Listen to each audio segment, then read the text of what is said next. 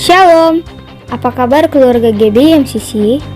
Kembali lagi dalam MCC News kali ini, kami informasikan kegiatan gereja dalam 1 pekan ke depan. Pelaksanaan KUL akan dilakukan melalui aplikasi Zoom. Harap menghubungi masing-masing gembala KUL. KOM 100 lanjutan diadakan setiap hari Kamis dan Jumat jam 7 malam melalui aplikasi Zoom. Untuk pelayanan pastoral, sementara waktu dilakukan melalui telepon dan WhatsApp. Mulai bulan Juni, perjamuan kudus akan diadakan 2 kali dalam sebulan. Minggu kedua seperti biasa, ditambah dengan minggu lainnya oleh Gembala Sidang Bapak Pendeta Dr. Insinyur Niko Nyoto Raharjo. Harap masing-masing mempersiapkan roti dan anggur perjamuan. Offering, giving back to God. Untuk perpuluhan, misi, penginjilan, ucapan syukur, diakonia, dan lain-lain dapat ditransfer pada rekening BCA berikut ini. Demikian MCC News kali ini.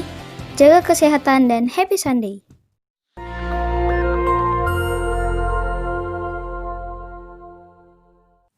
Shalom saudara, tema kali ini kita akan membahas tentang hidup dan cara kematian orang Kristen. Tidak sedikit orang percaya, khususnya para pelayan Tuhan yang setia, berpulang karena serangan wabah COVID-19. Kemudian banyak orang bertanya, apa yang salah? Kenapa? Kok bisa? Orang seringkali mengaitkan cara kematian seseorang dengan kehidupannya.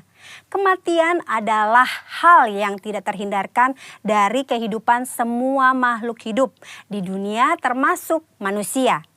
Ada 2 pandangan, yaitu yang pertama pandangan orang yang saleh pasti meninggal dengan cara terhormat, seperti mati dengan tenang, tidak menderita kesakitan, saat-saat terakhir dengan kondisi baik. Pandangan yang sebaliknya yaitu orang yang berdosa besar. Mereka meninggal dengan cara yang hina. Maksudnya matinya menderita, sendirian di saat-saat terakhir dan mengenaskan meninggal karena kecelakaan atau korban kriminal. Benarkah kedua pandangan tersebut? Tentu saja pandangan tersebut salah. Alkitab mencatat Tuhan Yesus sendiri diperhadapkan dengan pertanyaan dan situasi yang mirip. Dalam Lukas 13 ayat 1 sampai dengan 5 terjadi peristiwa matinya peziarah di Yerusalem yang dibunuh oleh Pilatus dan darahnya dicampur dengan korban darah yang akan dipersembahkan. Peristiwa yang kedua adalah orang-orang Galilea mati tertimpa menara dekat Siloam. 2 peristiwa ini membuat orang-orang bertanya, dosa besar apa yang telah dilakukan oleh kedua kelompok ini? Hingga mereka meninggal dengan cara yang mengenaskan. Saat itu juga Yesus menegur mereka bahwa hal itu terjadi bukan karena mereka lebih berdosa. Dosa dan kesalahan atau konsekuensi yang dibuat oleh manusia bisa saja mengakibatkan penderitaan dan mati dengan mengenaskan. Tetapi mengatakan semua orang yang mati dengan tidak enak dan mengenaskan adalah orang yang lebih berdosa, itu pendapat yang salah. Apalagi mengaitkan dengan kualitas kerohanian mereka. Tuhan Yesus mengajarkan di Lukas 13 ayat 1 sampai dengan 5. Yang pertama, cara mati seseorang tidak menunjukkan kualitas hidupnya. Mungkin saja orang yang berdosa bisa mati atau meninggal dengan cara yang tidak enak dan menderita. Tetapi bukan selalu bila seseorang meninggal dengan cara yang tidak enak, artinya pasti karena ada dosa besar yang dilakukan. Jangan mengaitkan cara kematian seseorang dengan kualitas hidupnya. Yesus berkata dengan tegas, jikalau tidak bertobat bisa binasa dengan cara yang tidak enak, bahkan menderita untuk selama-lamanya. Yesus menekankan bahwa penting diperhatikan adalah pertobatan, bukan cara meninggal seseorang. Yang kedua, kualitas hidup seseorang akan berkonsekuensi pada kekekalan. Selain pertobatan, hal yang sama penting adalah menghasilkan buah-buah dalam hidup. Perhatikan perumpamaan pemilik kebun anggur dalam Lukas 13 ayat 6 sampai dengan 9. Si pemilik kebun anggur mengetahui bahwa ada pohon anggur yang tidak berbuah dan ia memberi perintah untuk ditebang.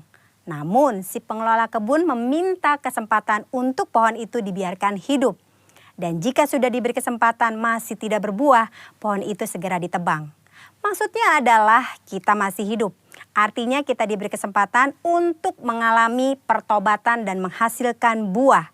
Jika tidak, kita akan dibinasakan. Waktu yang Tuhan berikan harus kita responi dengan pertobatan dan berbuah. Saudara, jangan salah fokus dengan mempertanyakan bagaimana cara seseorang meninggal.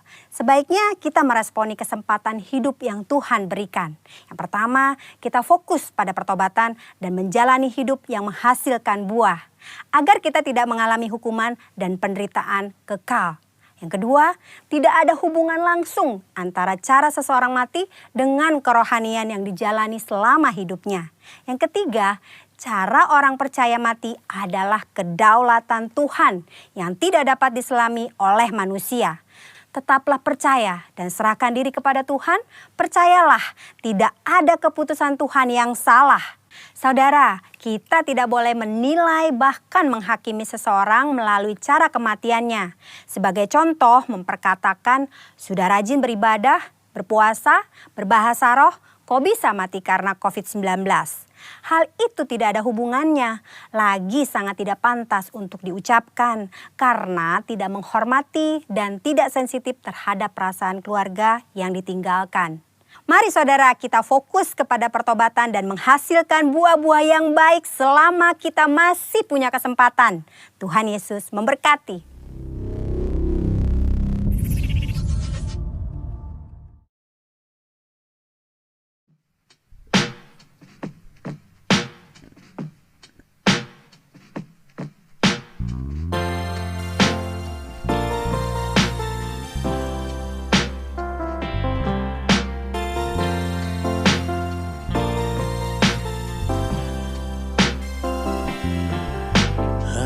Hari yang telah kulalui,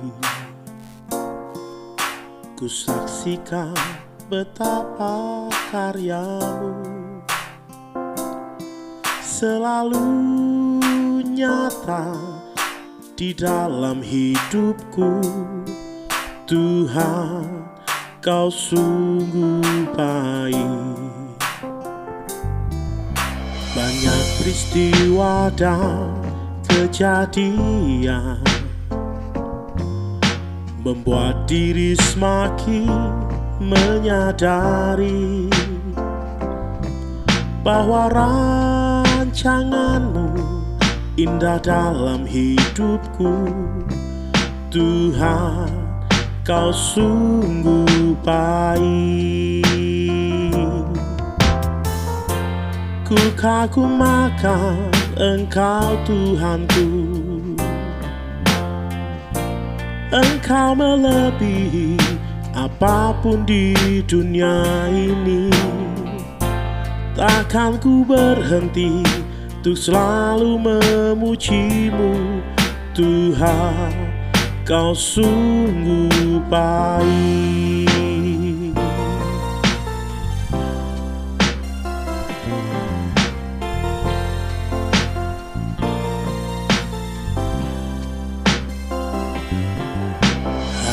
Hari yang telah kulalui, ku saksikan betapa karyamu selalu nyata indah dalam hidupku. Tuhan, kau sungguh baik. Banyak peristiwa dan kejadian membuat diri semakin menyadari bahwa rancanganmu indah dalam hidupku. Tuhan, kau sungguh baik. Ku kagumkan Engkau Tuhanku, Engkau melebihi apapun di dunia ini. Takkan ku berhenti untuk selalu memujimu, Tuhan, kau sungguh baik. Ku kagumkan Engkau Tuhanku, Engkau melebihi apapun di dunia ini. Takkan ku berhenti untuk selalu memujimu, Tuhan, kau sungguh baik.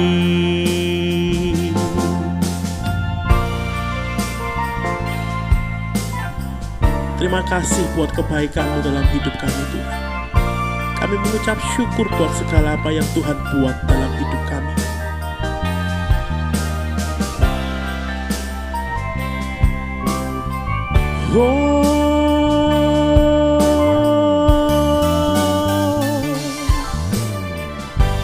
Ku kagumkan Engkau Tuhanku,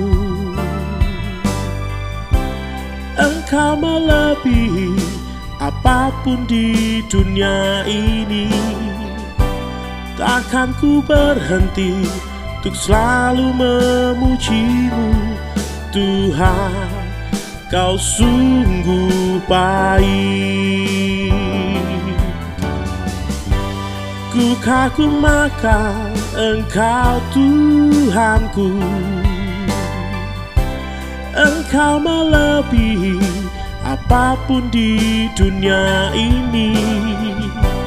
Takkan ku berhenti untuk selalu memujimu, Tuhan, kau sungguh baik. Tuhan, kau sungguh baik. Tuhan, kau sungguh baik.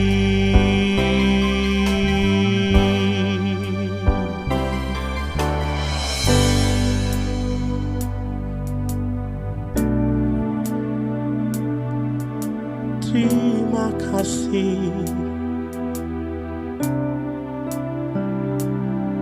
kau sungguh baik. Kami bersyukur, haleluya.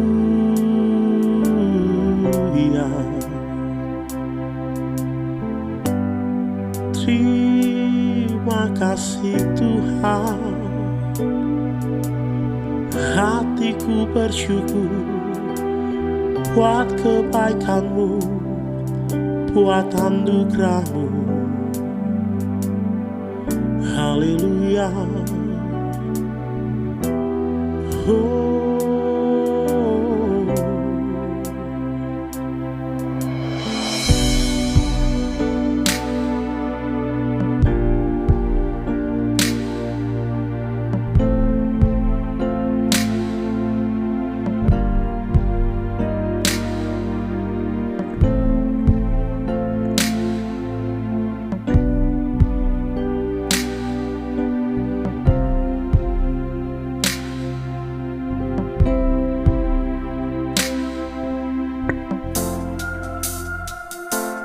Bawa kami masuk dalam hadirat-Mu lebih lagi Tuhan, biar kami menikmati kebaikan Tuhan dalam hidup kami.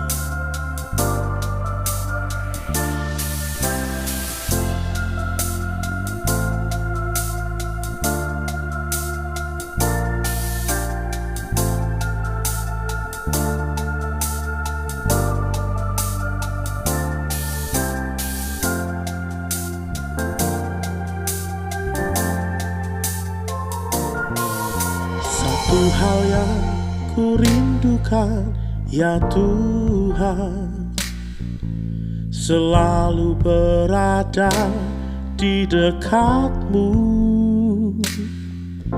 Dengan segenap hati, dengan segenap jiwa, ku menanti di hadirat-Mu. Satu hal yang ku rindukan, ya Tuhan, selalu berada di dekat-Mu. Dengan segenap hati, dengan segenap jiwa, ku menanti di hadirat-Mu. Lebih dalam lagi ku rindu Kau Tuhan, lebih dari segala yang ada. Lebih dalam lagi ku cinta Kau Yesus, ku mengasihi-Mu.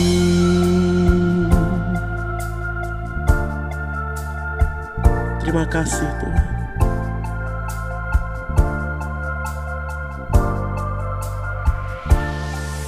Satu hal yang ku rindukan, ya Tuhan, selalu berada di dekat-Mu.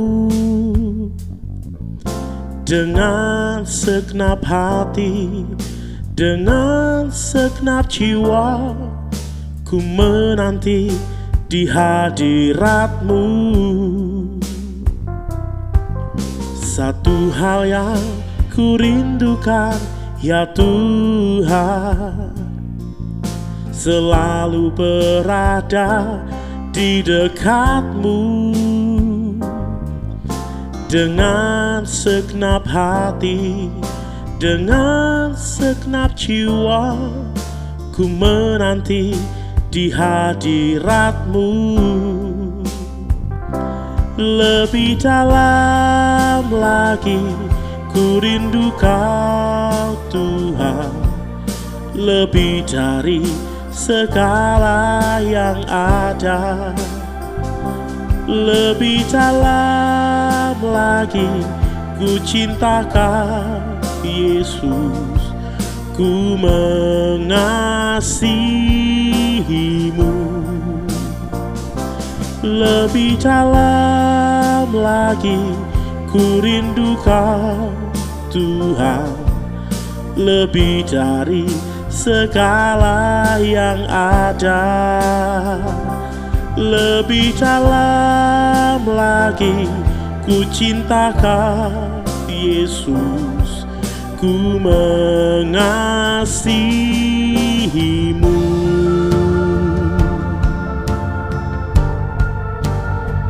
Kami mengasihi-Mu dengan segenap hati kami Tuhan. Terima kasih buat perbuatan-Mu yang ajaib dalam hidup kami, bahwa kami masuk dalam hadirat-Mu lebih lagi.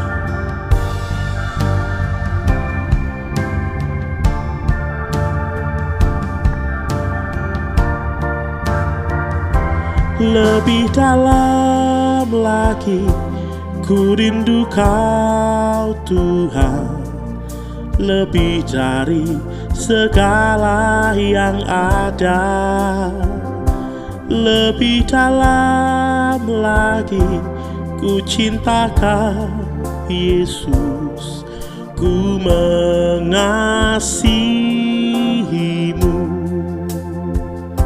Lebih dalam lagi ku rindu Kau Tuhan, lebih dari segala yang ada.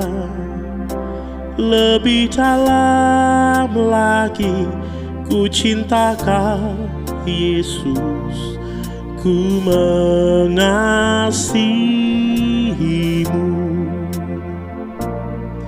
Ku mengasihi-Mu,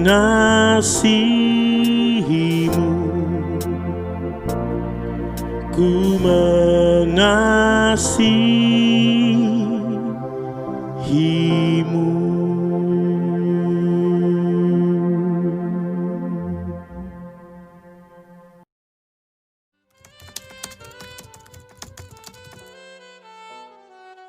Orang yang duduk dalam lindungan yang maha tinggi dan bermalam dalam naungan yang maha kuasa akan berkata kepada Tuhan, tempat perlindunganku dan kepernaanku, Allahku yang kupercayai, Sungguh dialah yang akan melepaskan engkau dari ikat menangkap burung, dari penyakit sampai yang busuk. Dengan kepaknya ia akan melindungi engkau, di bawah sayapnya engkau akan berlindung. Kesetiaannya ialah perisai dan pagar tembok. Engkau tak usah takut terhadap kedahsyatan malam, terhadap panah yang terbang di waktu siang, terhadap penyakit sampat yang berjalan di dalam gelap, terhadap penyakit menular yang mengamuk di waktu petang. Walau 1.000 orang rebah di sisimu dan 10.000 di sebelah kananmu, tetapi itu tidak akan menimpamu. Engkau hanya menontonnya dengan matamu sendiri dan melihat pembalasan terhadap orang-orang fasik. Sebab Tuhan ialah tempat pelindunganmu, yang maha tinggi telah kau buat tempat perteduhanmu. Malapetaka tidak akan menimpa kamu, dan ular tidak akan mendekat kepada kemahmu. Sebab malaikat-malaikatnya dipintakannya kepadamu, untuk menjaga engkau di segala jalanmu. Mereka akan menatang engkau di atas tangannya, supaya kakimu jangan terantuk kepada batu. Singa dan ular tedung akan kau angkahi. Engkau akan menginjak anak singa dan ular naga. Sungguh hatinya melekat kepadaku, maka aku akan meluputkannya, aku akan membentenginya sebab ia mengenal namaku. Bila ia berseru kepadaku, aku akan menjawab. Aku akan menyertai dia di dalam kesesakan, aku akan meluputkannya dan memuliakannya. Dengan panjang umur akan kukenyangkan dia, dan akan kuperlihatkan kepadanya keselamatan daripada. Shalom saudara yang terkasih dalam Tuhan Yesus. Kalau minggu lalu kita telah bahas tentang murtad, episode yang pertama dari peristiwa di hari-hari terakhir, kita akan lanjutkan minggu ini seperti yang saya sampaikan. Nah, berdasarkan 2 Tesalonika 2 ayat 3 sampai ayat yang ke-8, ada 3 peristiwa yang harus terjadi sebelum sang antikristus itu menyatakan diri. Yang pertama harus terjadi murtad, yang kedua harus terjadi kedurhakaan atau kedurhakaan itu meningkat. Lalu yang ketiga, yang menahan atau yang melingkupi, yang mengepung harus disingkirkan lebih dahulu. Nah, Bapak Ibu Saudara yang terkasih dalam Tuhan, murtad dalam bahasa Indonesia itu punya pengertian berbalik belakang. Murtad punya pengertian berbalik kafir. Murtad juga punya pengertian membuang iman berganti menjadi ingkar. Nah, bagaimana dengan pengertian dalam bahasa Alkitab? Istilah murtad dalam Perjanjian Baru itu kita temukan ada 4 istilah atau 4 kata. Yang pertama, skandalizo. Yang kedua, ada kata apostasia. Yang ketiga, ada kata parapito. Dan yang keempat, ada kata apistemi. Nah, seperti yang saya katakan di khotbah sebelumnya, saya akan mencoba untuk membahas satu persatu. Dan saya sedang berdoa supaya terungkaplah hal-hal apa saja yang menjadi sebab atau latar belakang itu terjadi buat orang percaya. Kata skandalizo itu ditulis 29 kali dalam Perjanjian Baru. Kata itu punya pengertian perbuatan yang memalukan atau perbuatan yang menurunkan martabat seseorang. Kata skandalizo juga punya pengertian menyebabkan orang lain jatuh atau menyebabkan orang lain menjadi menjadi ragu akan kebenaran atau menyebabkan orang lain tersandung atau tersesat. Kata skandalizo juga punya pengertian kecewa dan menolak. Kata itu juga dipakai untuk menerjemahkan ketersinggungan. Nah, kalau yang pertama, kedua kita udah bahas di minggu yang lalu, bahwa ternyata dari kasus yang kita bedah ada 2 sebab orang bisa mengalami skandalizo atau murtad, yaitu karena kefasikan. Yang kedua, yaitu karena ada ganjalan-ganjalan, ada batu-batu dalam hidup dia yang menjadi penghalang sehingga dia tidak tertanam jauh. Kebenaran itu tidak bisa berakar dalam kehidupan dia. Nah, kita akan coba lihat, tinjau kasus yang lain. Apa yang ditulis di dalam Alkitab mengenai skandaliso ini. Itulah sebabnya mari kita lihat khotbah Tuhan Yesus di dalam Matius pasal yang ke-24. Kita lihat sama-sama catatan-catatan ayat ini. Saya tidak akan bahas ayat 1 sampai ayat yang ke-9 yang berkaitan dengan tanda-tanda yang terjadi pada akhir zaman, lalu kemudian akibatnya buat orang-orang benar atau manusia pada zaman itu. Tapi saya mau bahas salah satu, karena itu berkaitan dengan murtad, yaitu di ayat yang ke-10. Demikian bunyi firman Tuhan. Dan banyak orang akan murtad, dan mereka akan saling menyerahkan, dan akan saling membenci.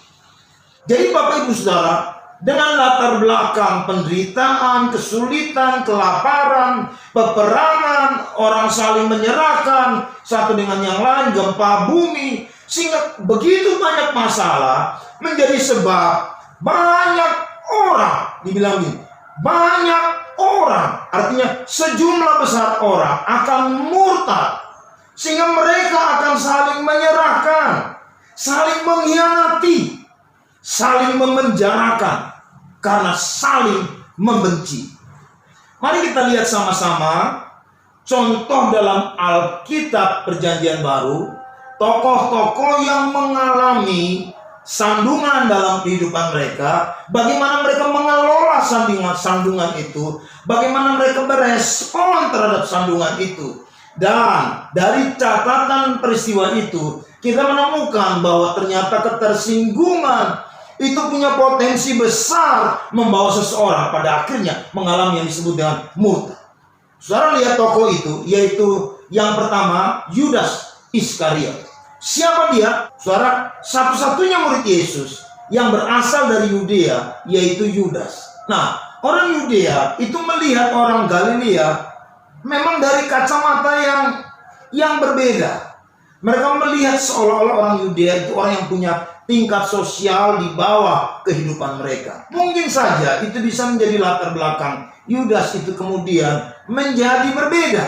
Nah, tapi saya mau bilang buat Bapak Ibu Saudara, hari ini kita mau lihat sebuah alur kisah yang kemudian menjadi jebakan buat dia, seperti arti kata skandaliso itu, dan akhirnya dia gagal.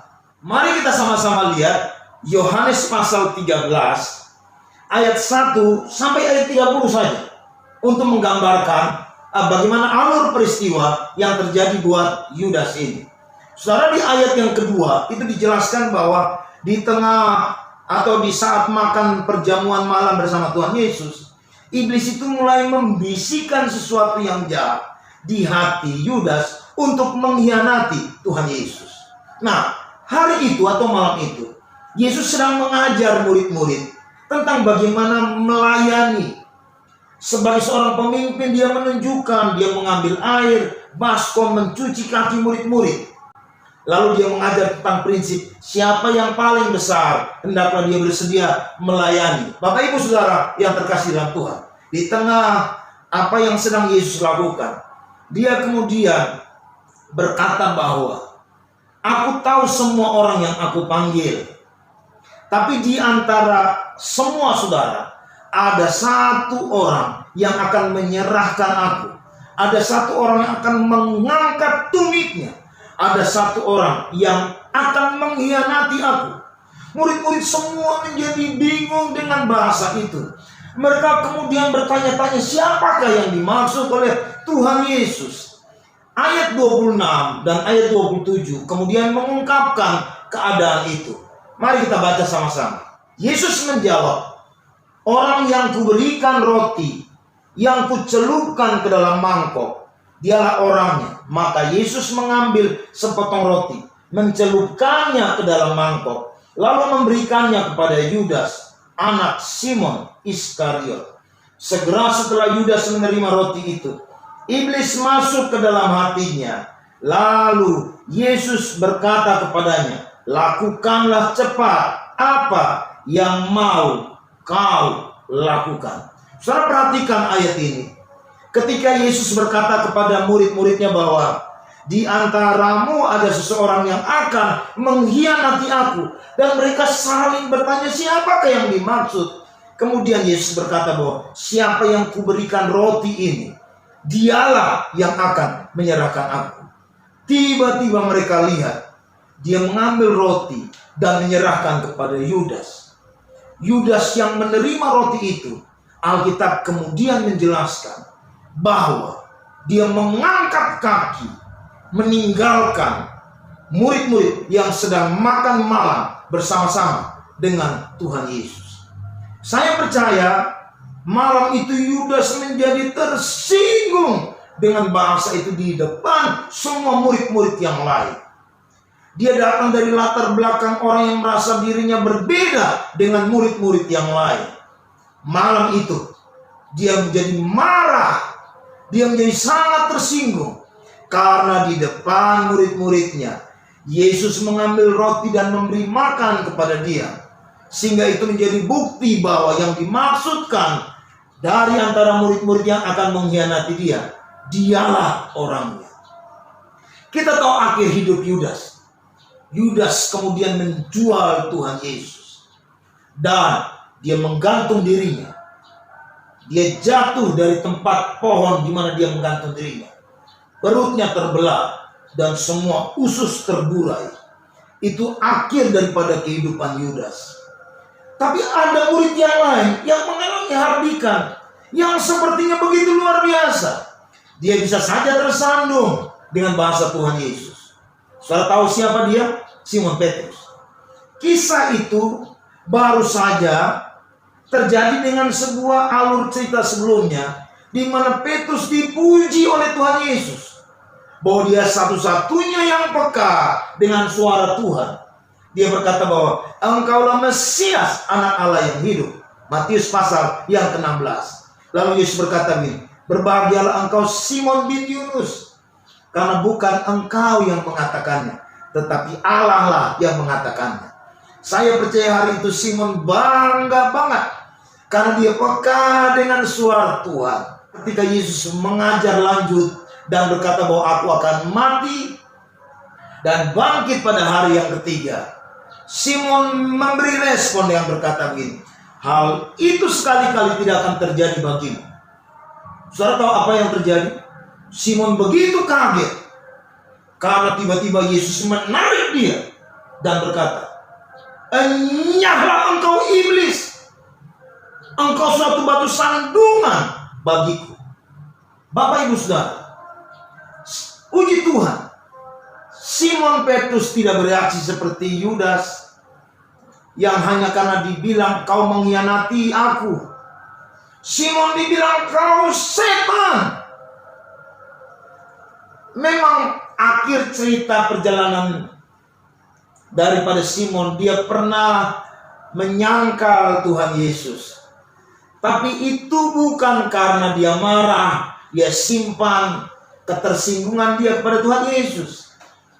Kita tahu bagaimana Yesus memulihkan dia di dalam Yohanes pasal yang ke-21. Saya tidak bahas itu, tapi saya mau bilang buat Bapak Ibu Saudara, akhir daripada panggilan Petrus. Petrus menjadi tokoh yang kita kenal sebagai pembawa api Allah itu. Sehingga 3.000 orang bertobat, 2.000 orang bertobat, banyak mujizat. Bayangan dia menyembuhkan orang. Orang lumpuh sejak kecil menjadi pulih kembali karena pelayanan dia. Bahkan sampai akhir hidup dia mati, kepala di bawah, kaki di atas, dia disalib dengan cara seperti itu. Tapi dia tetap setia dengan Tuhan. Sangat berbeda dengan tokoh yang namanya Yudas Iskariot. Nah, saya percaya kita tidak mau mengalami akhir hidup seperti Yudas. Saya percaya kita tidak ingin mengalami akhir sebuah pelayanan kita dengan menjadi seorang yang murtad. Saya percaya kita tidak ingin mengakhiri perjalanan kekristenan kita dengan berbalik dari Tuhan dan meninggalkan Tuhan. Nah, karena itu Bapak Ibu Saudara, mari lihat sama-sama Lukas pasal 17 ayat 1 sampai ayat yang keempat. Dari ayat-ayat ini, dengarkan baik-baik kalimatnya berkata begini. Yesus berkata kepada murid-muridnya, tidak mungkin tidak akan ada penyesatan. Kata yang dipakai yaitu kata skandalon. Dan dibilang begini, adalah lebih baik bagimu jika sebuah batu kilangan itu dikaitkan pada lehermu, lalu dilemparkan ke dalam laut, daripada menyesatkan salah satu dari orang-orang yang lemah ini. Ayat 3 dibilang gini, jagalah dirimu, jikalau saudaramu berbuat dosa, tegurlah dia, dan jikalau ia menyesal, ampunilah dia. Bahkan Bapak Ibu Saudara, bahkan jikalau ia berbuat dosa terhadap engkau 7 kali sehari, dan 7 kali ia kembali kepadamu dan berkata, aku menyesal, engkau harus mengampuni dia. Nah, Bapak Ibu Saudara, kata yang dipakai tadi, tidak mungkin tidak ada penyesatan, yaitu kata skandalon. Apa artinya kata skandalon? Kata ini dipakai 15 kali dalam perjanjian baru. Kata skandalon punya pengertian hal yang menyebabkan seseorang itu jatuh di dalam dosa. Dan yang dimaksudkan dengan kata skandalon di sini yaitu ketersinggungan, yaitu sandungan. Bapak Ibu Saudara yang terkasih dalam Tuhan Yesus, saya percaya kita setuju bahwa ketersinggungan ini kita berjumpa di dalam berbagai aspek hidup manusia. Di keluarga, berapa banyak persoalan terjadi karena ketersinggungan. Di dalam pekerjaan, kepercayaan, sebuah tanggung jawab, berapa banyak masalah hadir karena ketersinggungan. Status sosial, peristiwa yang baru heboh terjadi di Amerika antara orang kulit hitam dan kulit putih. Orang kulit hitam menjadi begitu membenci orang kulit putih karena tersinggung, dianggap masyarakat budak. Saudara yang terkasih dalam Tuhan, bukan hanya itu, kondisi fisik orang bisa menjadi penyebab ketersinggungan hadir. Apalagi Bapak Ibu Saudara, kemampuan, kapabilitas, itu banyak kondisi-kondisi yang kita ketemu terjadi kasus-kasus ketersinggungan. Apalagi Bapak Ibu Saudara, penghargaan. Nggak usah bicara tentang hal yang tidak dihargai. Yang dihargai pun yang menganggap bahwa itu tidak cocok dengan dirinya. Penghargaan kepada pemain terbaik, pemain sepak bola terbaik, bisa sampai membuat itu terjadi persaingan yang sampai terekspos gara-gara tersinggung. Nah, artinya ada banyak sekali keadaan yang bisa membuat seseorang tersinggung. Ayat ini berkata buat saudara dan saya, tidak mungkin tidak ada ketersinggungan. Bapak Ibu Saudara yang terkasih dalam Tuhan Yesus, skandalon itu menggambarkan sepotong kayu kecil yang dipakai untuk menyanggap pintu rumah jebakan bagi binatang. Dan ketika binatang itu menyentuh kayu yang kecil itu, pintu jebakan itu segera tertutup, sehingga binatang itu akan terperangkap ke dalam sangkar atau dalam rumah jebakan itu. Saudara, itulah yang dimaksud dengan skandalon. Kalau saya mau terjemahkan gambaran ini, itu berarti bahwa ketersinggungan sekalipun mungkin kita anggap itu kecil, Bapak Ibu Saudara, itu bisa menjadi alat yang menjebak kita, sehingga kemudian kita bisa terperangkap dalam yang namanya dosa atau kejahatan atau murtad. Karena itu, mari berhati-hatilah dengan ketersinggungan atau sandungan yang saudara dan saya alami. Jangan menganggap enteng atau menganggap ringan. Bahkan berkata begini, kadang-kadang berkata, oh tidak apa-apa, saya tidak tersinggung. Saudara ingat baik-baik, itu akan menjadi pintu yang menjebak kita sampai kapanpun.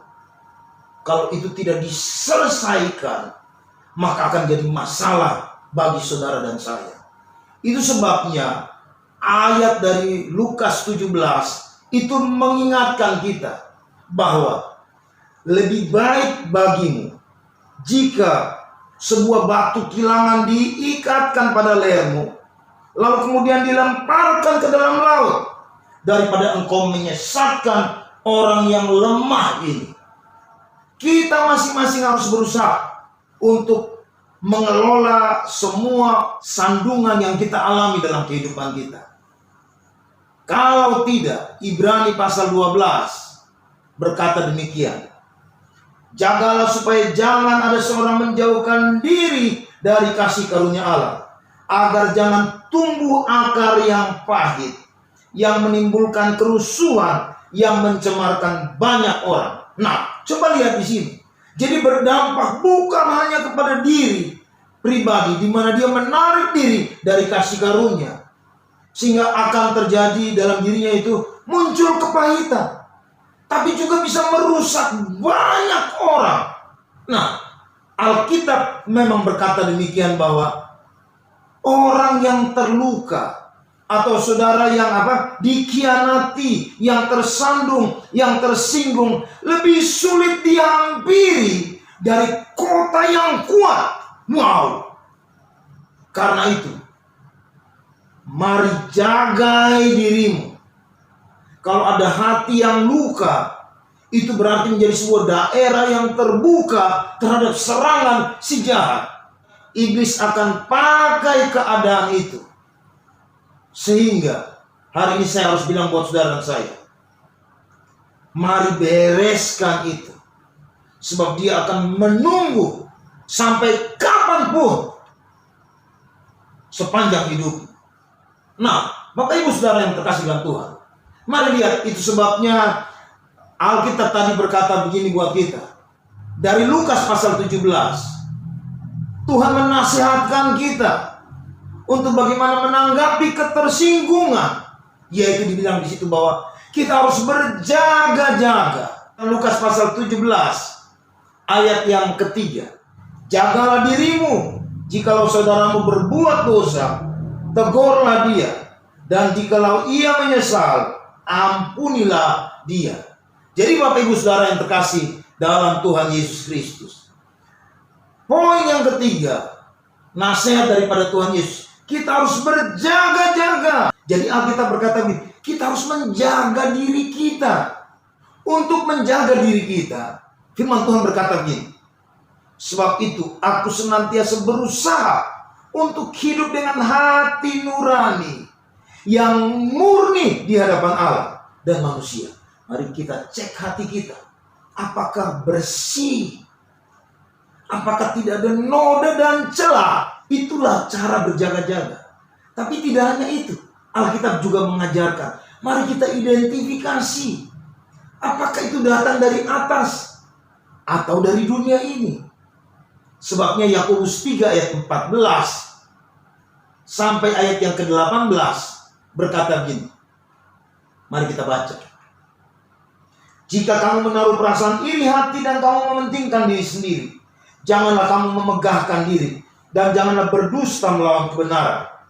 Itu bukanlah hikmat yang datang dari atas, tetapi dari dunia, dari nafsu manusia, dari setan-setan. Jadi kalau yang ada di dalam perasaan kita, ya Bapak Ibu Saudara, kalau kita menaruh perasaan iri hati, mementingkan diri, cinta diri yang berlebihan, maka itu menjadi sebuah data buat kita bahwa itu bukan dari Tuhan, itu hikmat manusia.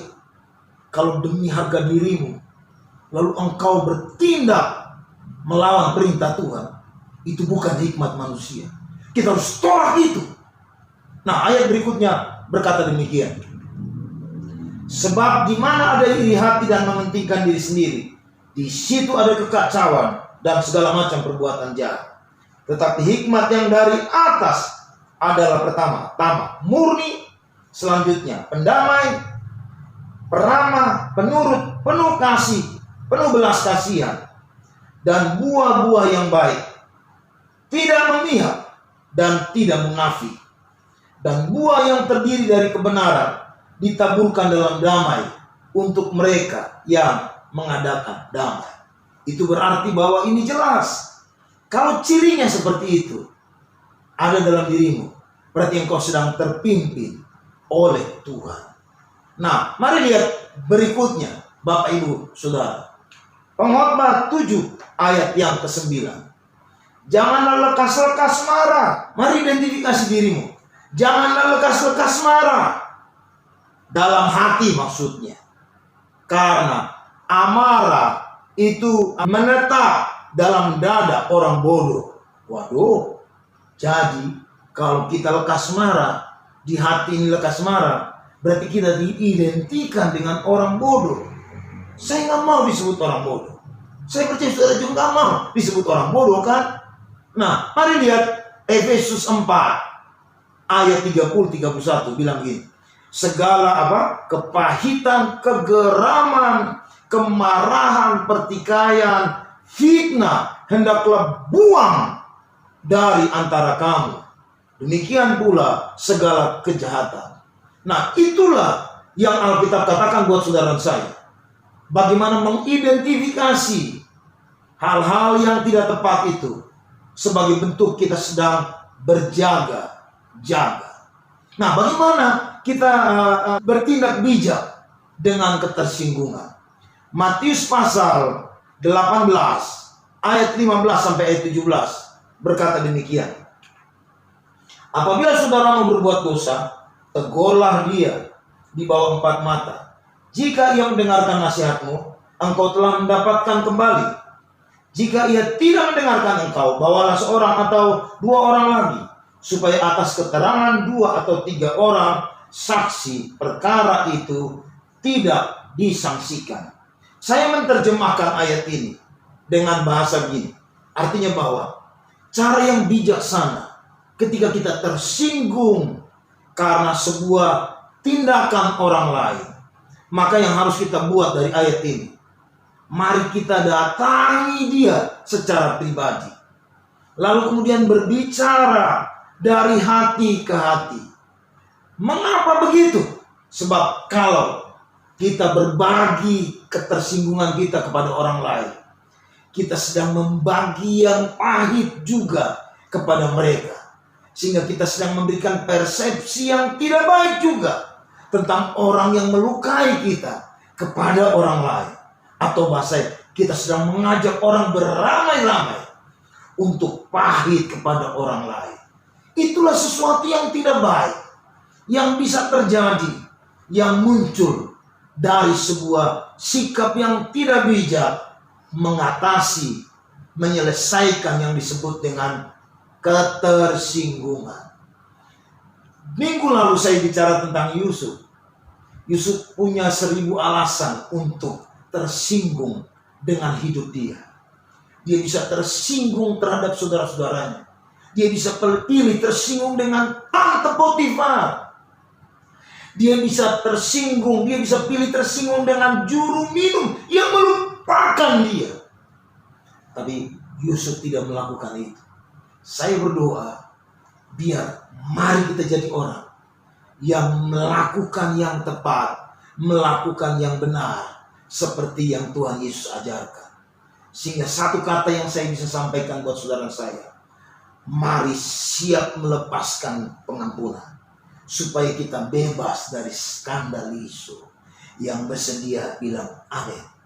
Sekali, yang bersedia bilang amin. Saya mau kembali lagi ke Matius pasal yang ke-24 ayat yang ke-13 untuk mengakhiri khotbah saya ini. Yesus berkata demikian, tetapi orang yang bertahan sampai pada kesudahannya akan selamat. Tentu ayat ini menjelaskan buat saudara saya, apapun yang saudara alami, ketersinggungan, sandungan-sandungan dalam hidup, pelanggaran-pelanggaran yang melukai kehidupan, mari jaga hatimu, mari identifikasi caramu bereaksi, mari pahami bahwa tidak ada seorang pun yang bebas dari ketersinggungan. Karena itu, belajar untuk jadi orang yang tetap tekun dalam segala hal. Mari punya hati yang rela untuk melepaskan pengampunan. Dan kalau hari ini, setelah saudara dengar pesan ini, saudara menemukan bahwa ada hati yang luka yang belum selesai. Ada hati yang luka yang tidak dikelola dengan tepat. Atau mungkin engkau ingat orang yang menyinggung engkau. Mari lakukan. Pergilah berdamai. Pergilah selesaikan dengan dirinya. Supaya engkau jadi orang yang tetap bertahan sampai kesudahan. Karena kita akan melihat keselamatan dari Tuhan. Itu nyata bagi kita. Tuhan Yesus memberkati. Amin. Mari kita angkat tangan kita. Arahkan hati buat Tuhan. Dan saya mau berdoa buat saudara.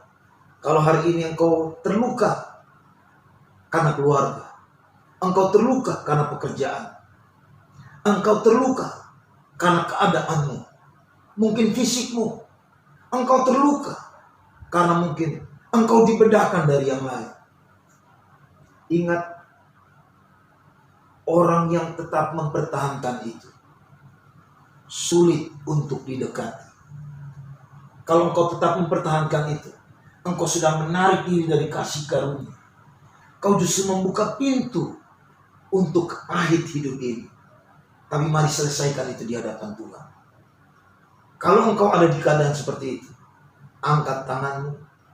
Saya mau berdoa buat engkau. Mungkin itu sulit, hatimu luka, engkau menangis. Tapi bukankah kita harus paham bahwa ada kekuatan Tuhan, ada kuasa yang menolong kita untuk kita bisa tetap berdiri jadi saksi. Mari kita berdoa. Tuhan, hamba meminta damai sejahtera, kasih Tuhan itu turun atas kami. Sehingga hari ini kebenaran itu memerdekakan kami. Kami mau lepaskan semua ketersinggungan yang masih tersimpan dalam hidup kami. Kami mau buang itu dari hidup kami. Dan saat ini kami minta kasih Tuhan turun atas kami. Kami mau melepaskan pengampunan buat saudara-saudara kami yang melukai, yang menjadi sandungan bagi kami. Tuhan tolong hidup kami, karena kami mau berjaga-jaga dengan diri kami. Kami mau juga menyelamatkan orang lain yang melukai kami. Tuhan, biar kekuatan-Mu itu nyata bagi kami. Di dalam nama Tuhan Yesus kami berdoa dan kami percaya kami pasti lebih dari pemenang. Haleluya. Amin. Mari saudara angkat tangan, arahkan hati buat Tuhan. Kita akan akhiri ibadah pada hari ini dengan mohon berkat.